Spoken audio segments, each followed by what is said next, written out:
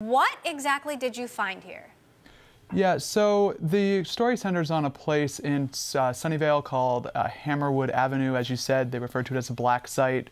There are several hundred employees there, mostly contract employees, although there are some full-time Apple employees there as well. And the contractors I spoke to described a pretty unhappy working environment. All of them said that they kind of took these jobs in the hopes of maybe getting a foot in the door at Apple. That seemed very unlikely once they actually got there. And instead, they worked for a company called Apex Systems, which seemed to always hold over them the idea that they might not make it through the day. They had to enter through the back door. There was a lot of secrecy that just made it feel weird. And most people I talked to kind of had this job, left it, and were pretty unhappy about it. So, a quote from a former contractor to you: "It was made pretty plain to us that we were at-will employees and they would fire us at any time. There was a culture of fear among the contractors, which I got infected by and probably spread." Then we have this statement from Apple: "Like we do with other suppliers, we will work with Apex to review their management systems, including recruiting and termination protocols, to ensure the terms and conditions of employment are transparent and clearly communicated to workers in advance." Is Apple an outlier here, or is this a common situation for larger tech companies, many of which rely on contractors? Yeah, one of the reasons that I was interested in this story is because Apple is not really an outlier here. As you said, the tech industry relies very heavily on contractors. It has for quite some time.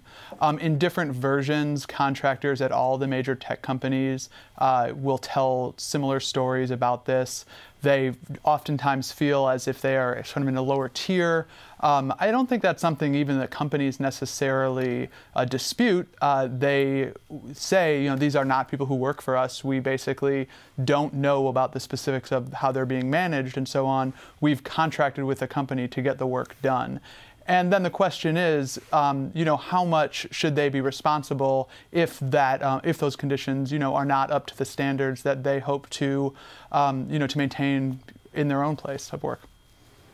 There's been some movement among Google's contractors to, work together as a group to advocate for their rights. Is there any sort of sense that these Apple contractors might do something similar or organize? There's certainly been some talk.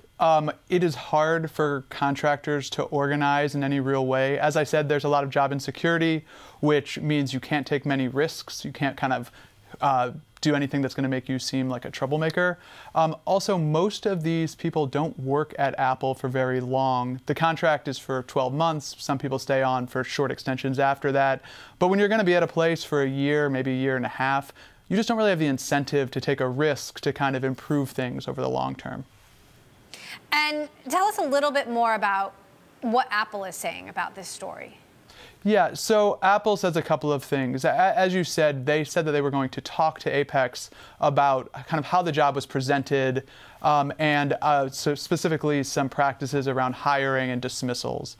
They also made the point that that they are not aware of some of the specifics of the complaints about the management and conditions.